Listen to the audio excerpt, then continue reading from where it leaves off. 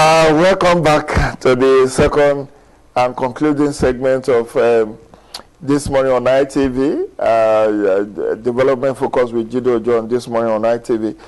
My second guest, who is already seated, is a public affairs analyst. Is another Ben. I have two Ben on the show today. We just had the session with Ben Ukeji, and here I have with me Ben Abdul. You're welcome on the show. The pleasure is mine, sir. Yeah, Ben Abdul is a public affairs analyst, but I will allow him to introduce himself better. Maybe there are other things you want our viewers to know about yourself. Yeah, basically Ben Abdul. I'm a believer in a progressive Nigeria. In Nigeria, there is accommodative of everybody that is patriotic and has zeal towards the development of the country. And that would only be possible in a peaceful environment. Okay, there cannot be development without peace. We said that much during the first discussion segment. So Ben, we are looking at 2023 election. People think it's very far. 2023 election is 1 year, 6 months or thereabout away. Recall that INEC has published the date for election for 35 years since 2018, and they told us that time that 2023 election would be on February 18th, March 4. And now we are counting down. National Assembly last week just passed the Electoral Act Amendment Bill. Yeah. Not only that, the Senate also passed the long-awaited Electoral Offences Commission Bill, even though we are still waiting for the concurrence of the House of Reps on that Electoral Offences Amendment Bill. But let me take it from the screening of INEC commissioners, where Loretta Onoche was dropped. And according to Senate, she was dropped because of federal character principle, not necessarily because she was a card-carrying member of the ruling party. What's your take on that? That's a sad commentary in terms of Nigerian politics. For once, if there's one body of government, because it's one body that is integral to the process of leadership recruitment in Nigeria, if there's one body that should maintain an apolitical look, and its approach should also be apolitical, I think it's INEC. Because INEC is fundamental to the development of Nigeria, as long as we agree that democracy is the vehicle that will steer our development as a people. So, parochial mentality and provincial reasoning and political reasoning should not be part of the process of building that institution. Because INEC himself is an institution. Because INEC guarantees the furtherance and the development of other institutions in Nigeria. For me, I think the decision to even nominate Loretta Onoche first, which everybody knows that she was not just a passive political individual, she was an active political individual. I think it's a bad omen for Nigerian politics, because consecutive government across time since the dispensation of democracy in Nigeria have meticulously and in their own ways advanced the process of electoral reform, one way or the other. President Buhari is a product of electoral reform, and at one point he was even told to nominate, at one point here, a president of this country, an opposition, he told the opposition, nominate so and so candidates for the position of this. That's because they wanted to open up that space. So that space will not just be parochial and narrow to an individual interest. Loretta Onoche's nomination, I think, is a sad omen for Nigeria political development, but I'm very grateful to the Nigerian public first and foremost, because the Nigerian public is more active than any other time in Nigerian's history. I'm grateful for the fact that the public rose to the occasion and our lawmakers hearkened to the voice and the concerns of the people, and a nomination was dropped. Okay, no, but the nomination was dropped on the basis that herself and Mrs. May Agbamuche-Mbu, they are both from Delta State, and since there are 6 states in the South, the 2 slots for that zone should not go to the same state.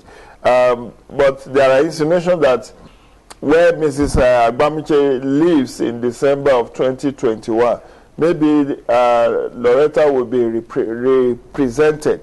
Do you look forward to that? No progressive Nigeria or Nigeria with good reasoning and good intention for the development of this country and the entrenchment of democracy into our national psyche look forward to having a very political individual in that position. A partisan She is very active in the political space. Okay, let's put a cap on Loretta's issue. At least for now, everything is in the realm of speculation. Yeah. Her nomination has been rejected. Whether she gets represented at later day, we will deal with that when we'll cross that bridge when we come to it.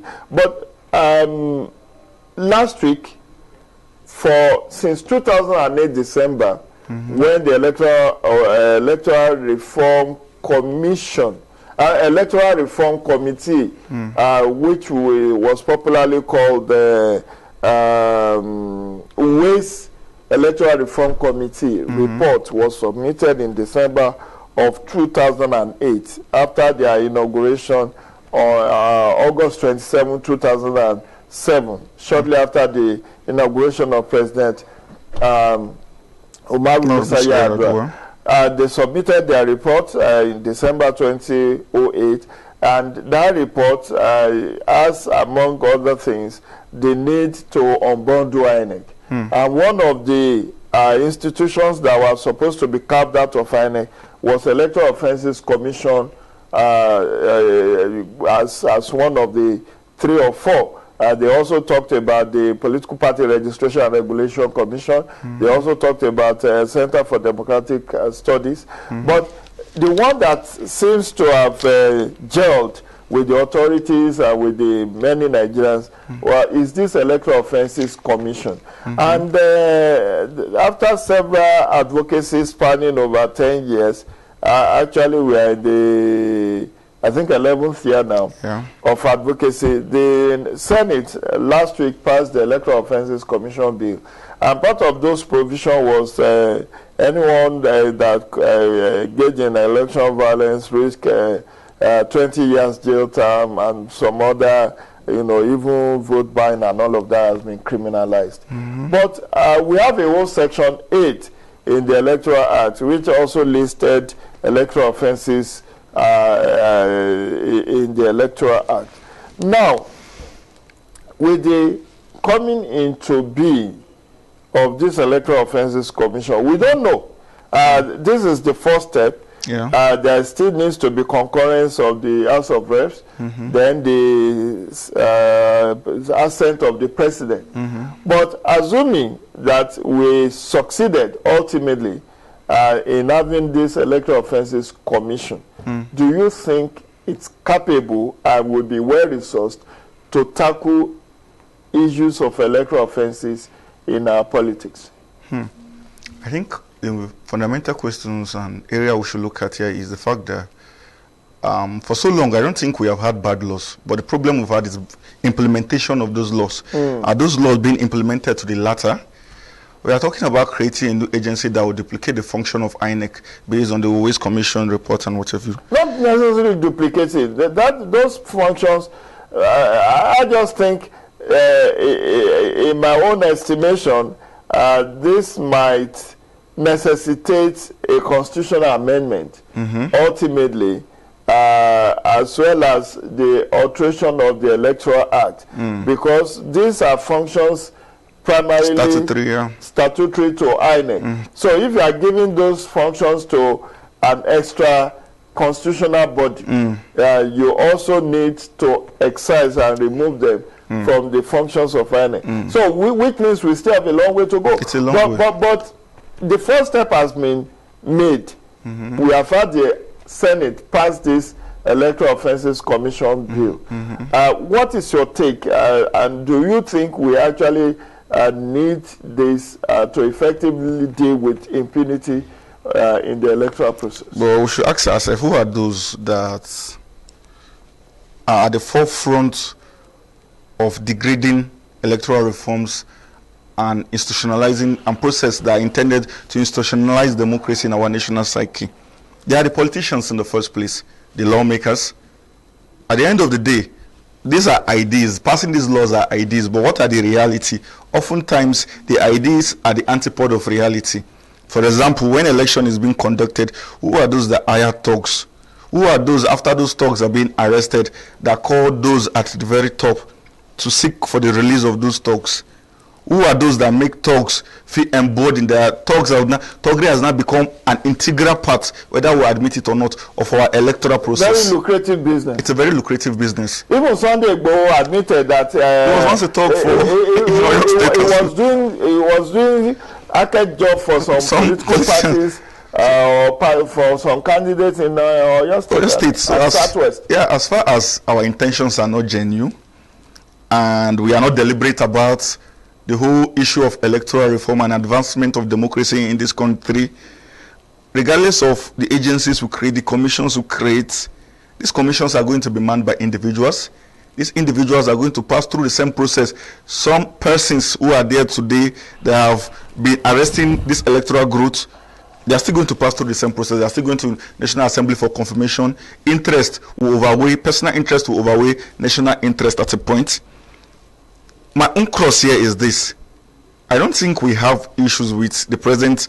Yeah, INEC has a lot that needs to be done with INEC and the laws that regulate INEC and so on. But are we implementing even the present laws we have today that govern the electoral process in Nigeria? Are they being implemented? We all know vote buying is a crime, is an offense, punishable. We all know that thuggery is also an offense because the thugs use arms.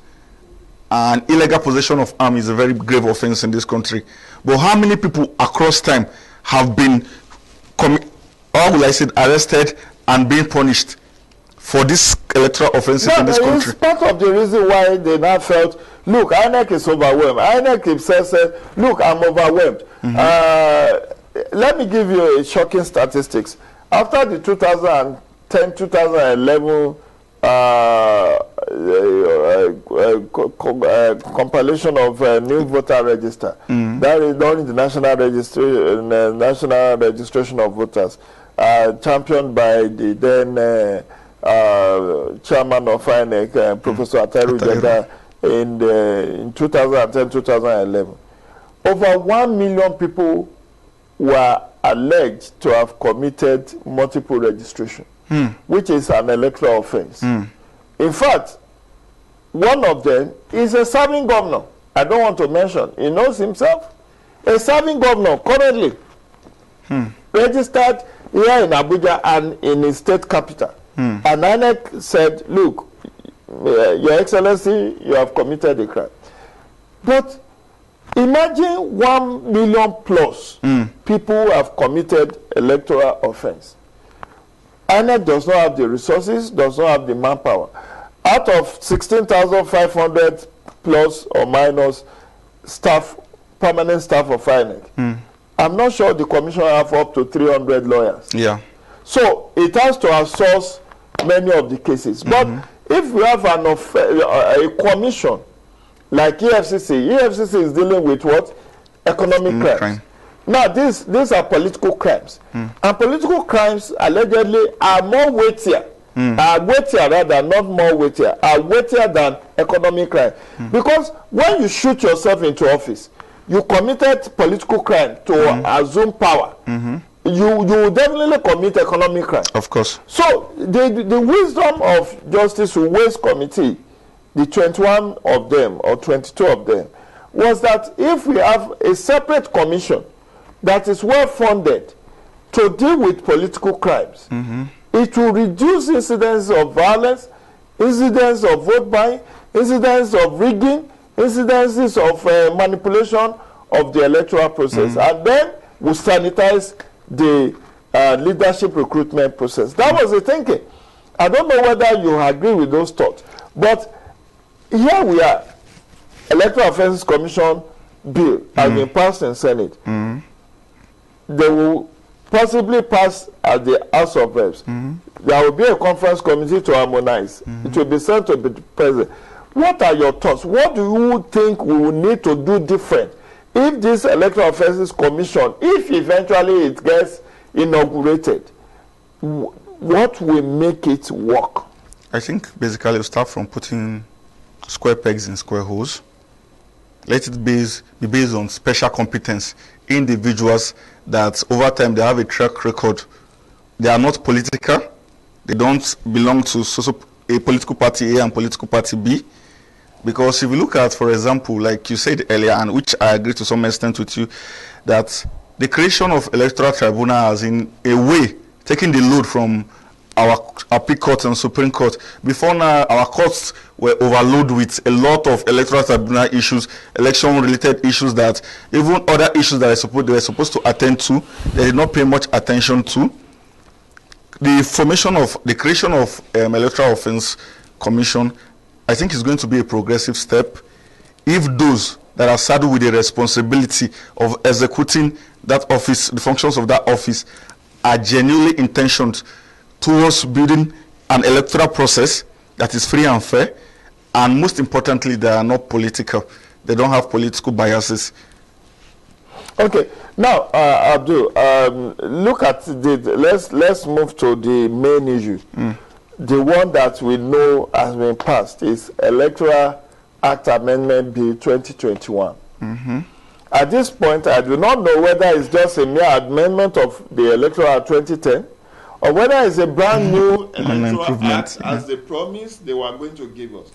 But the controversy that I've raised since last Thursday is that the Senate, for instance, passed a bill that seems to usurp part of the powers of INEC by saying in its clause 52 sub 2 that it should go and consult and get approval from National Communication Commission and ultimately come back to the National Assembly for approval before INEC can do electronic transmission of results. What is your take on this? I think that is unconstitutional. It's unconstitutional because you cannot delegate the functions of a statutory body, INEC, to an agency under the Ministry of Technology. Because communication or economy rather. And we all know the minister is a product of political reasoning. And whether we like it or not, at one point or the other, biases will come into play. And INEC is supposed to be an apolitical organization, geared towards the furtherance of democracy, entrenchment of democracy. For me, I think that step towards, because if you look at it also, not just NCC, there's a recourse to coming back to the National Assembly and also. These are politicians. Elections. So I think it's a contradiction in terms. It's a contradiction in terms. And it will not go over for the development of democracy in this country. There is need for we to revisit that clause.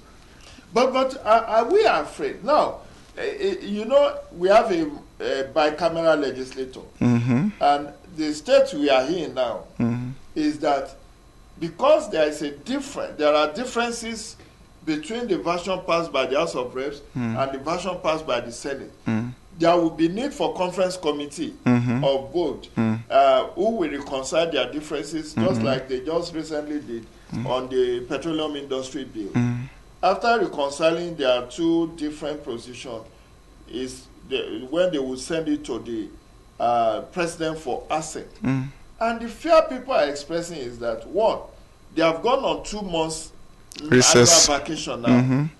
They are coming back on September 14th, subject all things being equal. That's ceteris paribus, because they can also extend it if they feel there is a need to do so. Now, when do we expect this electoral bill to come into law? And are there possibility that the president will withhold assent? Because in 2018, the president withheld assent on the basis of clause 25 sub 1, which says that INEC should conduct election over 3 days, and that the National Assembly election should come first, followed by that of the president, followed by that of the state, that's governorship and state house of assembly. that are we not back to the situation of 2018, in which case, by the time they send this bill to the president will told us we are already in 2022 by that time, if permutations of what may likely play out when the National Assembly resume from their annual vacation in September, they will be welcome with the appropriation bill 2022. That's the budget. And they will work on the budget for like 3-4 months. And by that time, the issue of electoral reform may not be top on their agenda. So in which case, we now move to 2022, still not being sure of the legal framework for 2023 election. That are we not walking into a coup d'etat? It's more or less looks so, because they say if it looks like a duck, it walks like a duck, and quack like a duck is definitely a duck. It's more or less what we experienced during the last general election, last general election then. And I think we are still playing to the gallery. We're dancing to the gallery, because at the end of the day, we know when these lawmakers come, like you said rightly, we have a budget defense that is in play, that ministries and parastatals will have to come to defend their budget. And the president, and whether we like it or not, it has yet not been harmonized between the House of Rep and the Senate. Some clauses of this bill, electoral amendment bill, has not yet been harmonized. The president will have to say, okay, you guys should go back, do your own due diligence, and bring back that bill. And we are talking about time, and nobody has the luxury of time. And everybody knows once it comes to 2022, it's already an election season. They up and down and go on, because they won't say that's when campaign starts. Every government just basically has 2 years for governance. The next 2 years is for election, preparation for election. But the next 1 year, by the time we cross to 2022, is election. It's an election season. So nobody. The calculation is all about election, and most of them will not. Most of the senators will not even be present in the sittings again. You will see that time. You will see the National Assembly more or less scanty. Everybody is in consistency trying to woo voters and so on. So I think this is the right time, if we really want to do anything right as it concerns electoral reform. I think this is the best time. But the truth is, I don't see any meaningful success coming our way, considering that much of it has been politicking rather than a genuine approach towards entrenching electoral reform in the country. Okay, so now the politics of electoral reform has been exposed. They want the status quo to remain. Yeah. Because obviously, as I've posited, if the version of the Senate is what carries the day during the conference committee, the president will not likely sign. Yes. And that means we'll be back to back and forth of 2018, when the National Assembly sent to the president 4 times and 4 times he rejected. And by 6 months to election, you are not expected to amend the legal framework according to ECOWAS protocol, which the president seemed to want to observe in 2018. So we are back to square one. With all the resources, human resources, time, money that has been spent. Should we be playing politics with the future of Nigeria the way our lawmakers are doing now? Self-preservation, self-aggrandizement. The thing is, over time, politics has been defined as, by our Nigerian lawmakers, looking at Nigerian lawmakers, a survivor tool. It's always, the focus is always on them and ways in which they will further their ambition. That's why I think in some other civilized society, electoral reform is a matter of course that should not even go the partisan line, because who is scared of having a free, fair, and credible election, if not somebody that hopes to usurp the electoral process? Who is scared of having from the status quo? Okay, let's spend the next few minutes before we round up on issue of limitation of reforms. You hinted at something about partisanship. That Nigeria is sufficient with laws, but implementation has been our challenge. So, even if we succeeded in having the legal framework that Nigeria desires, how are we so sure that the attitude of politicians in Nigeria will not undermine the best intents of our laws? That's another problem, because they say the best law, the best policy is that which is implemented. And we are not just talking about politicians, we're talking about also the average Nigerian citizen. Their role should not be neglected. because most time politicians don't just rig election by themselves. They always have cohorts and accomplices. And at the end of the day, these citizens are mainly the accomplices of politicians also in the process of degrading our electoral process. For me personally, I don't even think the average Nigerian politician is well-intentioned towards having a free, fair, and credible election. I think for them it's a far-fetched dream. And looking at the politics of the electoral reform bill and so on, it gives a lot of us cause for concern. And truly and sincerely speaking, we have a long way to go towards the entrenchment of democracy in this country beyond rhetorics. I think we really have a long way to go. Final word, Ben. How do we carry forward to ensure that in 2020, in all our subsequent elections, we are able to achieve credible, free, fair, and successful election? We have Anambra election coming up on November 6th. We have already scheduled Osaku governorship election in Osun, in Ekiti, before the 2023. So there is a limit to reforms. What kind of reforms should we be looking at that can carry us into the kind of election that will make us proud as Nigerians? So far, in terms of legislating for reforms, I think we should just forget about it. What INEC should do now is to consolidate on the success they have made. The Edo election is a progressive step. Let's consolidate on that. Let's consolidate on that, because the politicians are not ready to have credible election, but the electoral empire should consolidate on the recent success it has achieved. And what role do we have as citizens, as electorates? The INEC continuous voter registration is ongoing. Should Nigerian participate? Should our youth who are 18 years and above engage that process? Sensitization also should be intensified, because I think a lot of people don't even know, as we stand now, that ongoing voters registration there's ongoing voters registration. Sensitization should be intensified, and as citizens, it is our responsibility and duty to be active in the political cycle. The political cycle, not just talking about participating in governance and being a lawmaker and so on. You're voting, having an voter's card to decide the future of the country is an integral part of democracy. And I think we should develop that political awareness also as citizens. Sir, that will be the size of this discussion segment. I want to thank you, Ben Abdul, for coming on the show. Thank you very much. He has said it, that there is a limit to reform. Even if you have all the good intentions, you have the good laws, unless our attitude change for better, as citizen, as politician, as electoral umpire, nothing will change. And that is, change begins with you and I. And that is the message from Ben Abdul this morning. I want to thank you for sharing your time with us, your Salah holiday with us on this segment of Development Focus with Jide Ojo on ITV. We will pause now and come in a short while with what's in the news. Newspaper review is going to be our closing segment. Please stay tuned.